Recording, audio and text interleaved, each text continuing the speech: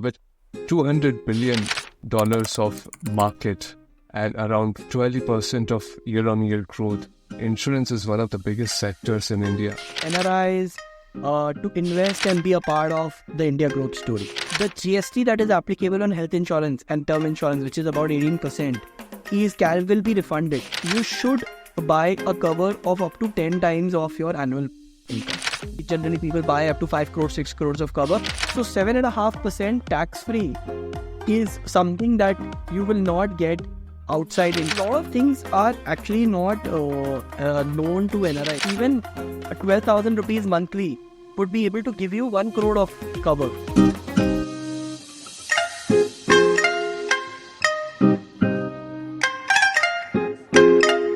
Hello everyone, welcome to another episode of Staying Indian. Now with $200 billion of market and around 20% of year-on-year growth, insurance is one of the biggest sectors in India, which is quite booming. And when it comes to penetration, it's just 3.7%, whereas the global average is around 6%. Now to know more about that, I have Vivek Jain with me, who is Head of Investments at Policybazaar. And he has immense experience in formulating strategies when it comes to insurance market. He has led companies like Car-Dekho, and he's also alumni from Boston Consulting Group. Welcome, Vivek. Yeah, thanks, Gaurav. Thanks for having me here. So, Vivek, we'd like to start with an introduction of yours. A bit about your experience with Policybazaar so far. Okay, so Gaurav, I graduated from IIM Calcutta way back in 2013 and have started off my career as a management consultant with Boston Consulting Group and worked across diverse sectors. For the last 6 years, I've been with Policybazaar, and the last 5 years, I've been leading the investment vertical at Policybazaar, which is part of the life insurance business. So Vivek, everyone is talking about, globally about India's growth story, and how do you see it from an insurance sector? So I think, Gaurav, right now India is really very, very well placed in the global economic landscape, I would say. I think last 5 to 10 years have been very, very strong for India in terms of GDP growth. And next 5 years and the next 5 to 10 years, in fact, is actually looking very, very bright given all the basics are in place. So India, as per estimates, India in the next 3 years will hit 5 trillion economy, and in the next 5 to 7 years, it will hit 7 trillion economy, which is very, very incredible growth rate. Given adding a couple of trillion in 4-5 years will be a great achievement, right? Because it took very, very long earlier to add 1 trillion to your GDP, and that is happening very, very fast now. Given, I think there is a lot of focus on basically building the infrastructure. If you see the road network that has expanded in the last 10 odd years. There is a very, very strong push on Make in India campaigns, which is also helping production and manufacturing in India. I think overall, India's growth and the consumption story is really doing very, very well. And that's why there is a lot of interest from foreign investors, NRIs, to invest and be a part of the India growth story.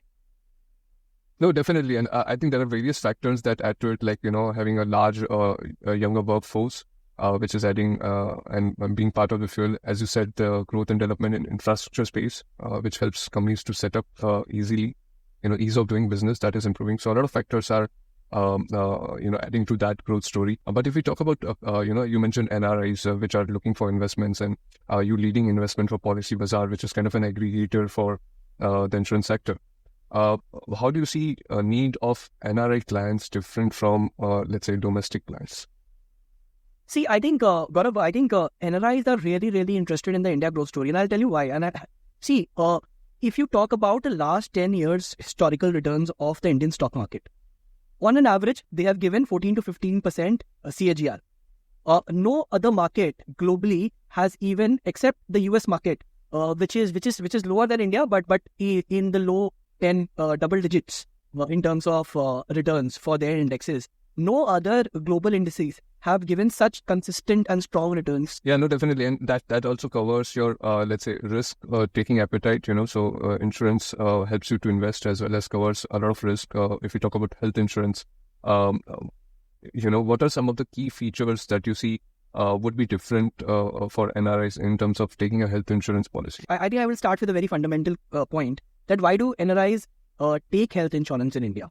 Okay, I think one of the reasons is that, see, especially a lot of people from the Middle East, they know they will come back and settle down back in India, right? So they and some of the diseases have a waiting period in health insurance, right? So if they buy health insurance today, then that waiting period gets covered before the time that they come back to India. That is one of the reasons. The other reason is that health insurance in India is about 30 to 40% cheaper than in their country that they are residing. And now with the medical advancement in India, the quality of medical facilities is actually really, really improving. And India also has very, very good medical facilities. So there are a lot of people who want to come back to India if there is some major ailment and get the treatment done, because I think they still have their main support system in India, right? Their extended family may be in India, their parents may be in India. So, and another use case when I talk about parents, a lot of people also buy health insurance from us for their parents who are there in back in India. One other interesting thing, and I don't think a lot of people will be aware, that if you are an NRI and paying through your NRE account, the GST that is applicable on health insurance and term insurance, which is about 18%, will be refunded back if you're paying from your NRE account. So in a way, you don't have to pay 18% GST versus a domestic customer. So that kind of makes a very, very big difference in the price as well. Interesting. Even I was not aware of it, and yeah, definitely that changes a lot of perspective. 18% is a huge margin. And you talked about Middle East market. Now, talking about Western market like Europe or US, you have, by compulsion, you have to take insurance here. That's a government mandate. If you don't, you get a notice within 3 months that you have to take insurance from a local provider. Having said that, India is becoming a medical a tourism hub as well. You said a lot of improvement in facilities are leading to that. There are some of the things that even, like dental care, I would like to have it done in India when I'm visiting there. So I think those sort of things, insurance, health insurance would cover that. And it's really important and good to have insurance in India as well, right? Yeah, you're absolutely right. So if people are visiting frequently to India, I think it's good to have that cover. Again, if you're planning to come back to India, then if you buy a cover early, then your waiting periods are over and all your ailments will get covered when you're back in India. Like I said, premiums are lower and a lot of people buy it for their family as well. And does that cover any ailment that you have in foreign countries? So if the ailment has happened in the foreign country, but if the waiting period is over, waiting period for that ailment is over and you get the treatment done in India, then that will get covered. Okay. I think another very interesting product, apart from health insurance, because if I talk about, again, Western markets, health insurance is covered, but term insurance is not. So a lot of people go for taking an Indian term insurance as well. So do you have any kind of suggestions for NRI audience to how to choose term insurance? See, I think, again, Gaurav, similar to health insurance, I think term insurance prices in India are still 35 to 40% cheaper versus if you compare it with the other countries. And the same 18% GST refund applies on term insurance as well. So I think these two things that are clearly commercial benefits for the NRI customers to buy. But coming to how should one choose what cover is right? I think there fundamentally it is not different from how a domestic customer should think about it. So I think if I talk about right cover, see, basis your lifestyle and your earning, you should buy a cover of up to 10 times of your annual income. That's kind of one thumb rule that we try and explain to our customers. So sometimes when you are when you obviously are earning in dollars, 10 times may not be possible, but maybe 5 times or 6 times of annual income is what you should definitely take. The other thing is, till when should you cover, right? And there I think there are two types of mindsets, see, on that. If you ask me personally, I would only take a term insurance till the time I'm earning. So like, for example, I have taken a 4 crore cover till the age of 65. And I bought it 6 years ago. So I only I am very, very clear that till the time I'm earning is when I need term insurance, because that's really what a term insurance is all about. But obviously there is a certain there are a lot of people who still want to leave a legacy, and they want to cover themselves till 80, 85, so that even if something happens when they're not earning, they leave a legacy for their children or grandchildren. Yeah, I think that depends on your personal choice as well as person to person. So there are a lot of factors that go into taking those kind of decisions, right? But I would like to share a story of a person I met recently who was working in Ukraine before the war. He was into medical services. He had studied there, and just before the war hit, he had to leave the country, and is now trying to find some job in Germany, and also at the same time resolve its visa issues and other things while living in Germany. So from this standpoint, from the areas where there is civil unrest, there are wars, is it relevant for NRIs to still go and have a term insurance? See, term insurance will cover death across the anywhere in the world. Like once you buy a term insurance, you will be covered irrespective of wherever death happens. So I think it has global coverage. So I think it does make sense to have a term insurance cover. Actually, in fact, everybody should have a term insurance cover. Are there any different compliances that they need to have, or is it straightforward, just buy it from the website itself? See, they can buy it from the website. Obviously, we will require some documents to verify that they have an NRI status. Given the covers that they would want to buy would be at least $500,000, or maybe generally people buy up to 5 crores, 6 crores of cover. We will have a tele or a video medical. In case there is a declaration, then maybe a physical medical get raised. But typically, most people, if they have no declarations or pre-existing disease, then telemedical or video medical can happen. And depending on how the cover is, they may require to share their some proof of income, maybe salary slips or some computation of income. That's all. I think some basic documentation around basically one, I think, as I said, that they have to prove their NRI status through either a work visa or some letter from the organization, and basic financial documentation, which is required in India as well. Okay. So I think that would be similar to what you have to produce while taking a health insurance as well. So I think it's quite similar process. I found a lot of people have asked the questions: what if their parents are senior citizen? What kind of products that they have in the Indian market that they can take for their parents? Okay, so I think now, Gaurav, there are a lot of health insurance companies who offer plans for senior citizens, and actually they can renew plans even up to age of 99. Yes, obviously they'll come at a cost, but you do have plans where even the waiting period can be reduced for diseases like diabetes, hypertension, which senior citizens largely suffer from.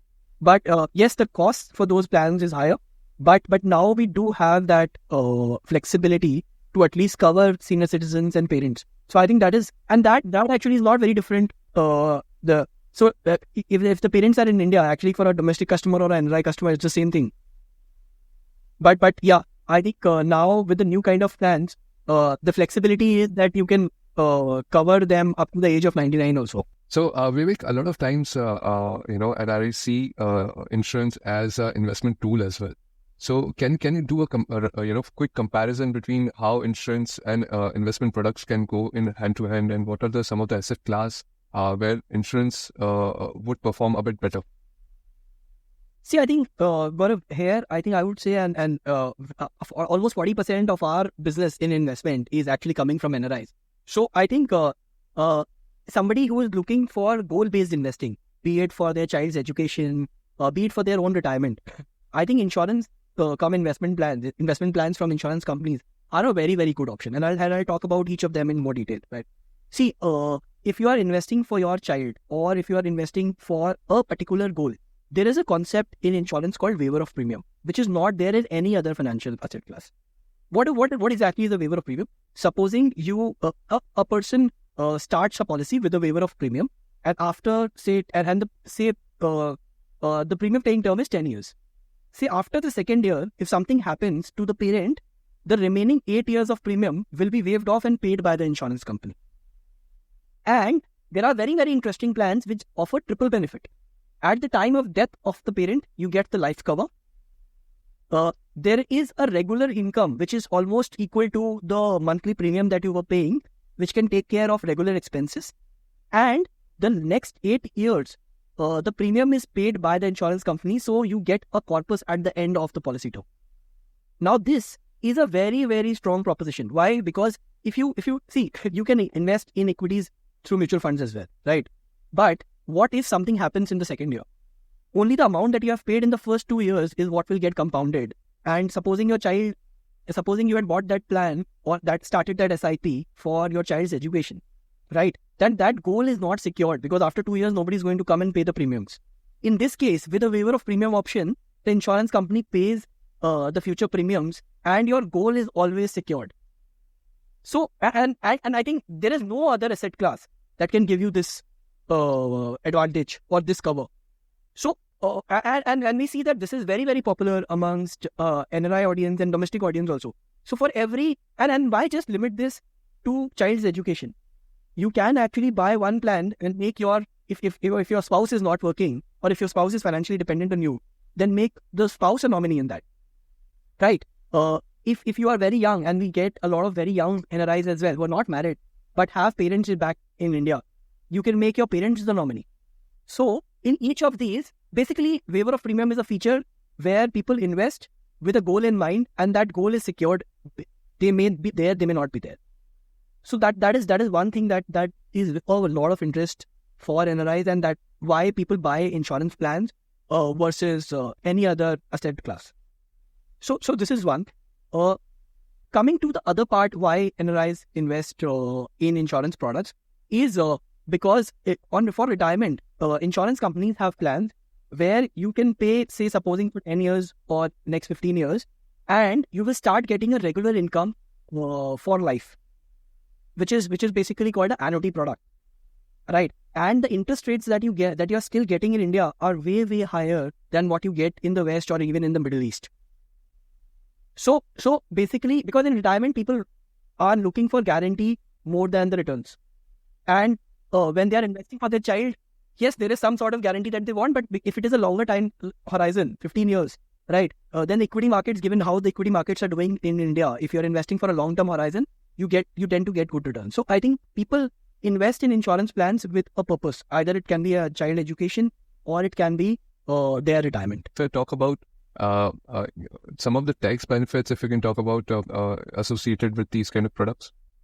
Okay. So if you're investing in market-linked plans up to 2.5 lakh rupees annually, there is no tax that you have to pay on maturity.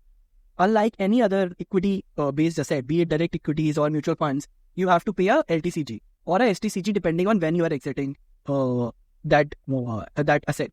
On the guaranteed return side, if you are investing up to 5 lakh rupees annually, the maturity proceeds are completely tax-free. And at Policybazaar, we have plans that give returns as high as 7.5%.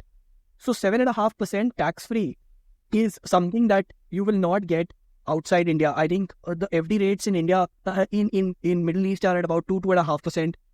I think in the US is also, during COVID actually it had gone down to about 1%. I think now they are still slightly higher because the interest rate cycles are up, but still way lower than what we still have in India. So, and up to 5 lakhs if you're investing here and 2.5 lakhs if you're investing in equities, that 7.5 lakh rupees annually is all tax-free. You basically get the maturity value tax-free. And, to kind of add on that, I was reading one of the articles recently. There are private funds, PF funds, which are, once you, let's say, move back to India, those would not be valid. So any PF deposits that you have done in these countries, you'll not be able to use those and would not contribute after your retirement. So from that point of view as well, you will have an extra security net if you take these products and, for any given reason you have to move back to India, you would have some kind of a income to fall back on. No, definitely. So see, people in the Middle East will, when they retire, they will be coming back to India, right? So a lot of people do invest in these plans for their retirement, so that their retirement income is kind of secured. And given like the average age is in India, because of again better medical facilities, the average age is on the increasing trend, right? I think now it is close to 73 or 74. but that is that is increasing very fast, right? So if you have to say after 60, if you survive for another 20 years, then you need to have that kind of money to at least maintain a similar lifestyle. So I think building that corpus is very, very important. A lot of NRIs think that they don't need insurance back in India if they already have one here. So what are some of the tips that you'd like to share for people who think that they don't need insurance in India? So again, see, it depends on if they are wanting to come back to India, then it will having an insurance in India in addition to what they have there will help. Basically, there will not be any waiting period when they come back to India. Okay, some people may want to get treated in India because of a better support system that they may have, their family and everyone. So then you may basically want to be in India. For term insurance, if I talk about, they provide global coverage, right? So basically, anywhere you have you pass away anywhere in the world, the money will be paid to your nominee, and term insurance is cheaper by about 35-40% versus the native country, the country that they are living in. Even health insurance plans, now some of the health insurance plans have a global coverage, which is something that is very, very new. But we are seeing now that some plans have a global coverage. So let's talk about some of the challenges, that NRIs face. When I started talking to you, I addressed that, the distance, lack of awareness are some of the challenges. At that Policy Bazaar, how do you see or some of the commonly asked questions that you kind of face from NRIs? So I think, see, a lot of things are actually not known to NRIs. Like, for example, I think one of the things that if you're buying from abroad and buying it through your NRI account, you don't have to pay GST, and that you get 18% lower prices than what a person in India would be paying. The other I think benefit in term insurance is that a lot of plans are available just that you can buy the plan from the comfort of your home and just do a video medical and be able to get the policy with basic documentation. That is another thing that I think a lot of people are not aware, because see, I think the medical costs abroad are very, very high. So basically opting for a term plan with medicals becomes very, very costly. The other thing is, again, that given that term and health insurance plans are still 35-40% cheaper in India versus abroad, I think that is also another thing that is not very that not a lot of people know. So that is something that still lacks awareness in NRIs. So Vivek, if we do some kind of a number comparison, health insurance here would cost anywhere around, whereas here in Europe would cost anywhere around 10,000 rupees, Indian rupees to start with, very basic kind of insurance per month. That would amount to around 1,20,000 a year. So in that amount, what kind of coverage can you expect from Indian providers? So I think if you look at that kind of amount, you can get coverage up to even 1 crore rupees INR. And I think 1 crore rupees in India, unless there is a very, very major ailment, I think is a very, very good amount for health insurance. Typically, what people in India take is 5 to 10 lakhs of health insurance cover. But yeah, a lot of people have now started taking 20 lakhs and 40 lakhs as well. And then they do a top up over and above that. But in 10,000 rupees a month, in India, you will easily 10 to 12,000 rupees a month, you will make a 1 crore health insurance. Vivek, as an expert in the industry, can you share some kind of tips in terms of how to optimize your risk versus your investment with some of the insurance plans? Okay, so Gaurav, another thing that has, I think, changed a lot in the last, 5-6 years is especially the online insurance investment plans that we have, is that these plans have very, very low cost. ULIP plans from insurance companies used to have premium allocation charges, policy admin charges, mortality and FMC, fund management charges. Now the new age digital plans that we have zero premium allocation charge, zero policy admin charge. We have plans that return the mortality charges at the time of maturity. So what you only have left is fund management charges, and that is there in any other asset class as well. One thing that is very, very unique, like you talked about risk, right? That the online ULIP plans, which are market-linked plans offered by insurance companies, have free fund switching. So you can move your money in a bull market, you can move your money to equities, and in a bear market, you can save your profits from getting washed away by moving your money to debt. And most of these ULIPs have 8 to 10 fund options inbuilt. So if you are investing in a mutual fund, you will basically be paying the exit charge, and you may also be having some tax implications. Here, because in the same plan, you have 8 to 10 funds, and there'll be typically 3 to 4 debt funds, and 7 to 8, 6 to 7 equity fund. And again, equity funds will be large caps, small caps, mid caps, flexi cap, multi cap. So you have plethora of options, and switching between them is free, and you can actually do it very, very easily. So most of the partners that we work with have a very, very nice interface that you just log into your My Account with the insurer, and you are able to switch funds in like a day, right? So mitigating risk in a online ULIP is, I think, very, very easy, and which is a very, very interesting options for people who are very active in their investment strategy. See, there are two types of customers, I would say, right? A lot of people like to actively manage their portfolio. And I think for them, this feature becomes very, very interesting because they have unlimited switching and so many fund options. And obviously, there are some customers who would like to go with basically maybe just invest in 1 or 2 funds and see what happens in the next 5 to 10 years. Actually, that's also not a bad idea. Why? Because if you are investing for 10 years, you will end up making good returns in a market like India. Yeah, and it also depends on the time that one has in hand to kind of actively participate and monitor the portfolio. My follow-up question on that was, do these partner of yours also provide insights and let's say recommendations to make those switches? Okay, so Gaurav, in a ULIP plan, there are two types. Actually, there are many strategies, but I will talk about 2 main ones, because one is basically a investor selectable strategy. Okay, wherein you can decide that you want to put 20% money in large cap, 20% money in small cap, 30% money in flexi cap, 50% in debt, whatever. There is another strategy where the fund manager, depending on your age and your policy term, will keep moving your money systematically from, say, if you are young, it will start with maybe 90-95% of equity and slowly move your money to debt at the closer time of the policy term. So, for people who don't want to actively manage their money or their funds, a lot of people select that strategy as well.